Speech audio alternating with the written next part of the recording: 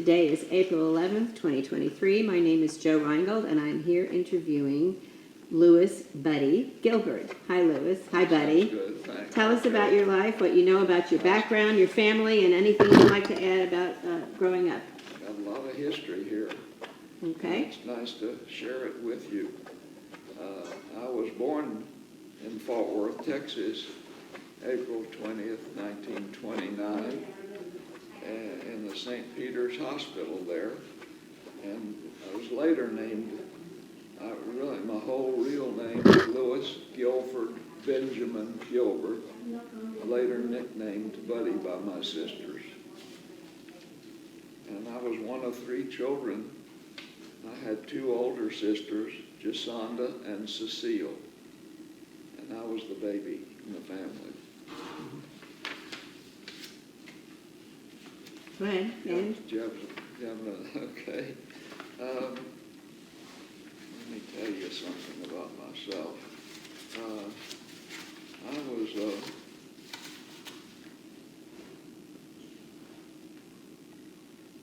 I was from Fort Worth, Texas, and my grandfather was L.G. Gilbert. Actually, his name was Gruszewski, and when he came to this country, it became Gilbert. It's a hard thing to know how it was changed. And he was born in a small village in Poland. And I don't want to talk about my family history now, if I choose to have that. And let me just tell you a little about him, because this was very interesting. And the family lived and finally immigrated from a city that was under the control of Russia in 1865. And at the age of 21, L.G. Gilbert was conscripted into the army of the Tsar.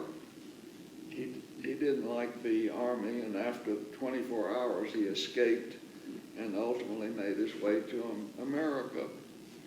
And in America in 1866, L.G., then penniless, made his first money shoveling snow on the streets of New York. He worked for $3 a week until he made enough money to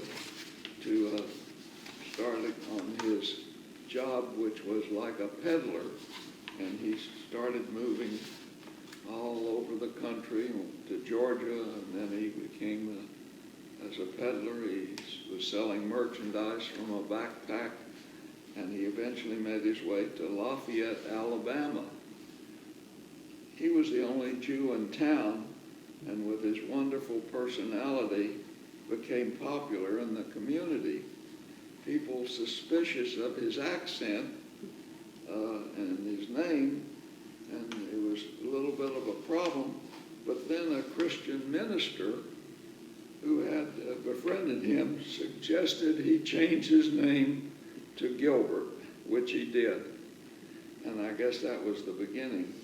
It was the beginning of a Gilbert dynasty that was born at that time. And in 1870, Yetta Levy was born in New York City, and she moved to Fort Worth, and in 1893 married L.G. Gilbert. So the Gilberts at the beginning of time in Texas were an immigrant family of 4 generations from Fort Worth. My grandfather, L.G. Gilbert, whom I was named after, became a pioneer in Fort Worth's mercantile history. In 1890, he rented a shanty at 14th and Main Streets for $30 a month and began selling merchandise from this location. There's a lot more that I can tell you about the beginning of the L.G. Gilbert department store, which was really one of the main department stores, along with a couple of others whose names you might recall, like the Fair and Monnings, and these were names of the popular stores at the same time. But L.G. Gilbert's store became known as the fastest growing department store in Fort Worth. and it was named L.G. Gilbert and Company. How did your grandparents meet? How did Do they you know? meet? Mm-hmm. Well, she came to Fort Worth, and I guess they met in Fort Worth. As I guess, I don't know if she worked for the store or not, but perhaps that was it. That was a good question. I always just wonder if people were matched up because they came from smaller places and they knew the Jews, the population was so small, or what, you know. Many times they're matched up. Right. Well, my father, though, was Julius M. Gilbert, and he was the general manager of this store at Fort Worth, but he passed away in 1930 after a minor surgery operation, which is strange that things happened that way. They didn't have penicillin to correct his pneumonia that he had, and as a result he died.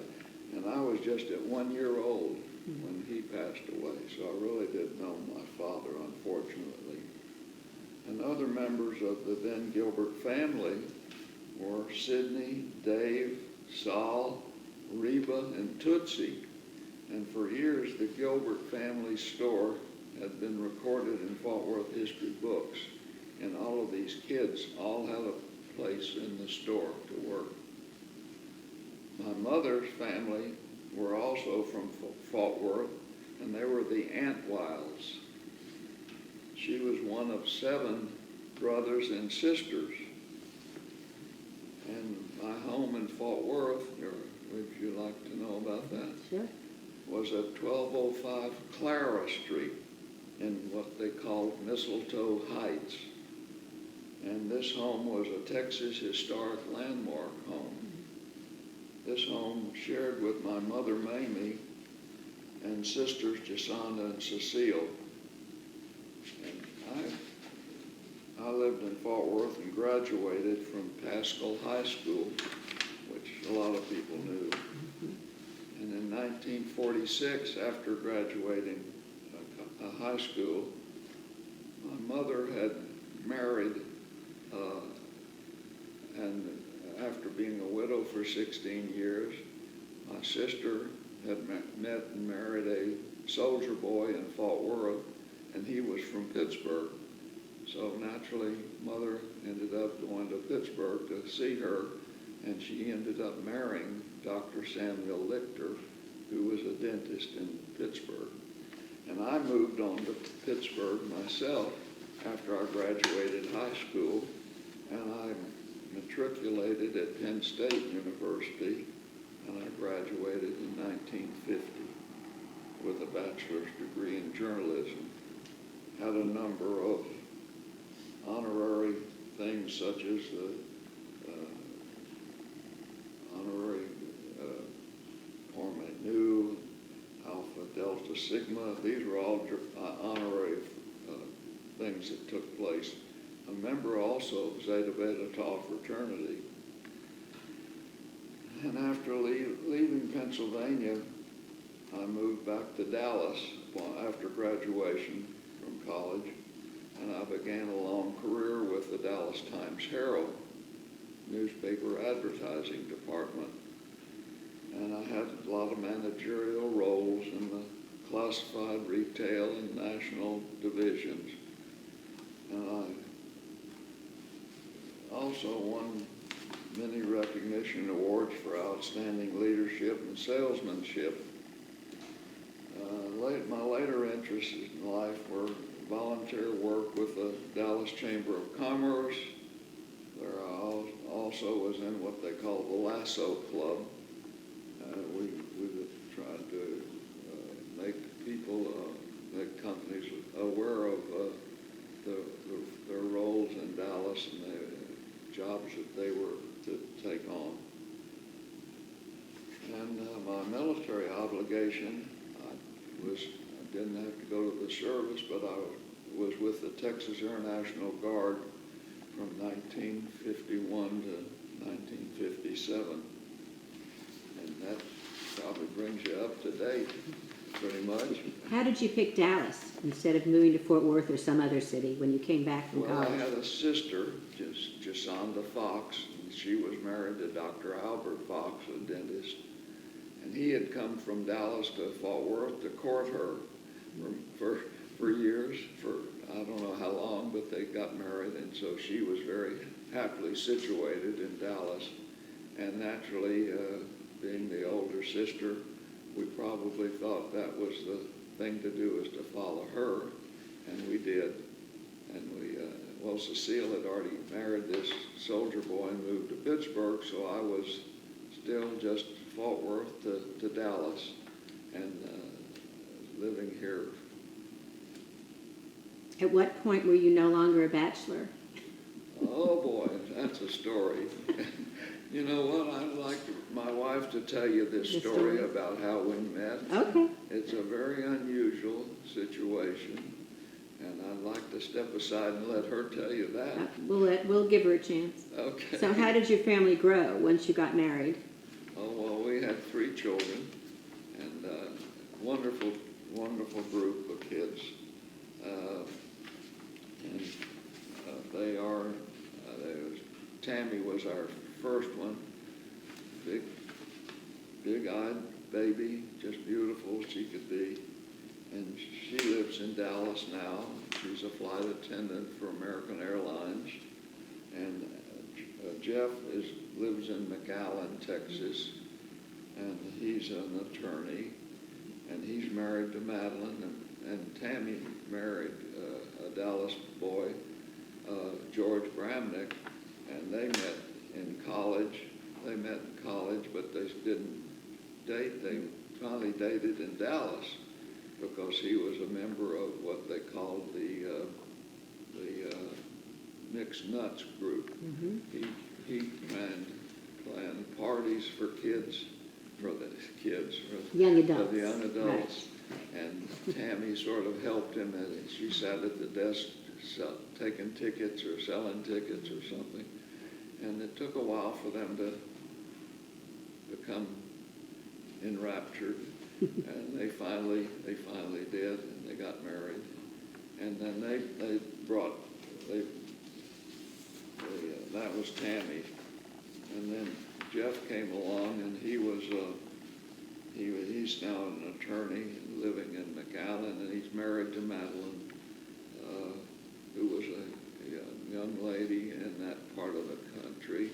Her father was the judge, and so I guess Jeff, being in the court business, was able to actually meet her, and they became well acquainted and got married. And then I have our baby came along 10 years later, and it was Andrew, and he's also now very successful as working for the city. As his title is now Executive Assistant City Attorney, Section Chief. That's some title. And he's also married to his husband's name, Greg Lodden. So we're happy that we now have another son through Andy's there. And we do have 3 granddaughters. Renee probably wants to talk about those granddaughters because she's very good at Did they talking all, about the have they gals. all stayed in this area? Pardon me? Have they stayed here or they moved away? Oh, the Bramnicks, George and Tammy, were transferred to Miami because of his job, and he also was all over South America in his work. So we're really, for a number of years, maybe 10 years, the kids were growing up and being raised in Florida.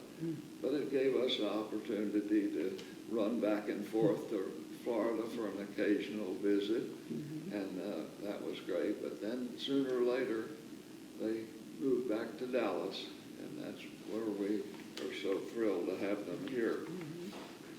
And they have provided us with 2 wonderful granddaughters, Monica and Avery, and a like Renee to tell you all about those kids, Okay. because they're wonderful. Yeah. Proud grandpa. Right. What activities have you, either you and with your wife or just you separately, have gotten involved in as far as the Jewish community or even the civic community? Yeah, well, we were active in what they call the Couples Club at Temple Emmanuel, and we became president of that for a couple of years, led that, and that was very enjoyable work. I think that's the big thing that we did as a couple. And how long have you been here? When did you move in here to the Legacy? Goodness, that's been a wonderful move. We've been here almost, I guess, 2 years. And the Legacy is a new part of our life. It's a wonderful part of our life. And we've made many new friends here, but we've also had a lot of our friends from Fort Worth, doctors that we knew there, Jerry Blum and Joe Steinberg.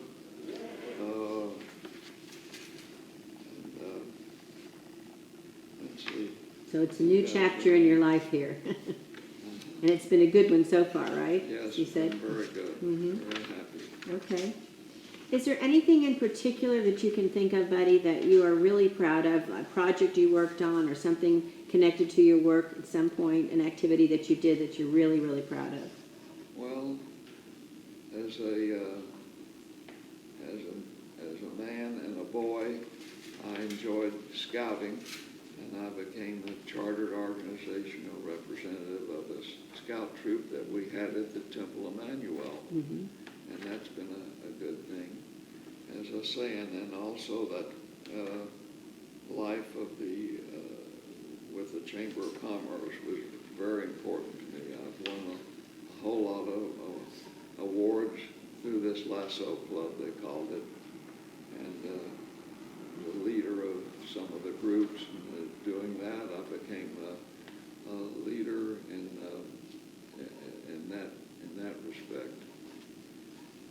Can and you also, think I was a member of the 10 Hill Lodge, Masonic Lodge. Mm-hmm. I was raised to a 32nd degree Mason in that. And we lived here in Dallas, had our home for 55 years before we moved to the Legacy. But here we are, very happily engaged in the life we have here. About Dallas, you've been back and forth and you've lived here a long time. How have you seen the city change since you first got here? Oh my gosh, it's become a major metropolitan city. Of course, we always compare it to Fort Worth, and Fort Worth was where the West began, and it is not nearly as much of a city with all that's taken place in society and the culture that Dallas provides, and the real estate business here has been just magnificent. It just keeps growing and growing.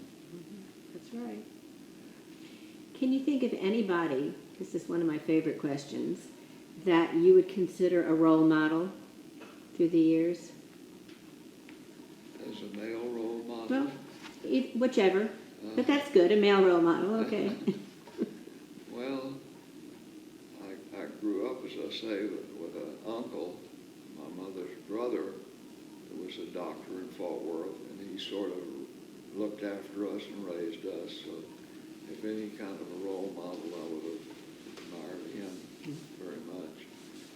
And I'd have to stop and think about ones in Dallas, because there's been plenty of very popular people here that I could look up to. Okay, that's good. Are there any conclusions, anything else you'd like to add to this that we haven't brought up yet? You know what? How many men take the role of leader, or when they have a wife that that you look up to, and you'll find that she's the one that makes the decisions, the big decisions. She made us move here to the Legacy. I would have stayed at home, but she's the one I look up to. Okay. And I know we'll hear from her, so that's wonderful. Thank you so much, Buddy. Thank If there's you. anything else you want to add, this is your opportunity. It's okay. But I've got a lot of pictures that I want to make sure we get them into the historical files. okay. And we brought those with us, and we'll take individual pictures. And they tell a lot of stories, and especially the one about how we met, and pictures there. And the cousin of mine that led me to the place where I met Renee. So you'll hear all about that. Okay. You're deferring to your wife. Okay. Thank you. All right. Thank you very much. Arrival of L.J. Gilbert II, Saturday, April 20, 1929. Weight 9.5 pounds. Father and son feeling fine. Signing off. Son needs daddy.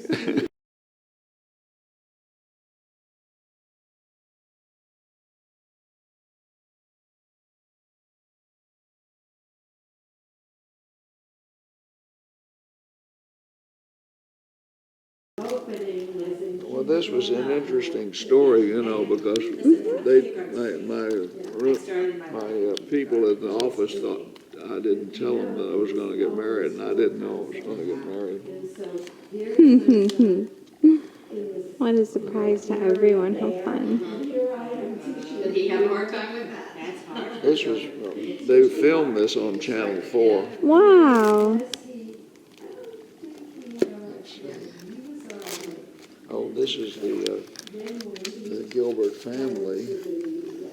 They were in Poland.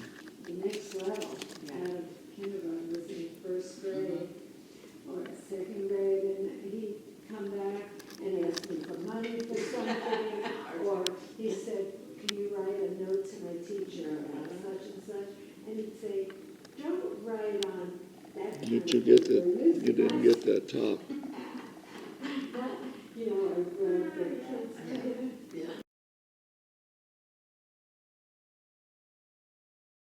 Oh, everything's got a good story. This is Sam Gilbert, the one that introduced us. Now this was in the newspaper. That was an uncle, a cousin, an uncle. Then they were twins, and then Corsicana, Texas. Golden Brothers store. That's when they retired. Very cool. This is the tree, but I'm just gonna, I wanted to show that the Poland, where they, Wonderful seeing you. You guys did a great job. It was beautiful. Thank you. Okay. See you soon. Bye. lived and immigrated from Brest, Poland. Wait a minute, I'll take this one. This is Brest right here, but this is that is now. You can fill in your address, I mean, what we mainly need your signature with that. If you want to fill Very in those things. Other, because I didn't have a good picture of her, but that's Tammy when she was a baby. That's mother. And this is the Entwisle family.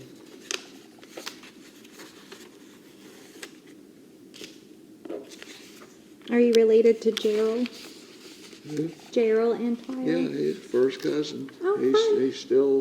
He's the only one of the cousins that are left. Oh, how fun. We did his oral history a couple of years ago. That's his father, Uncle Benny, Oh, and wow. very cool. Let me snap it. Okay. Brenda.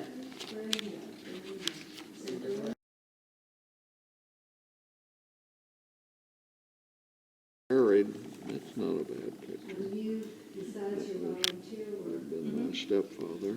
I don't,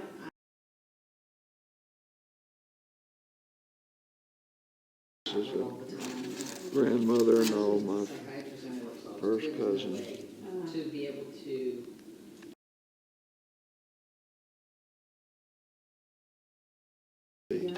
That's all the family. And he, that little over a year ago, moved into one of the high houses.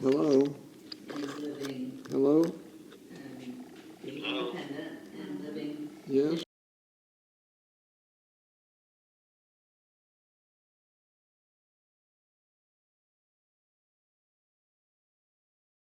Very, very nice. So Emily's been doing that for. Get the whole thing?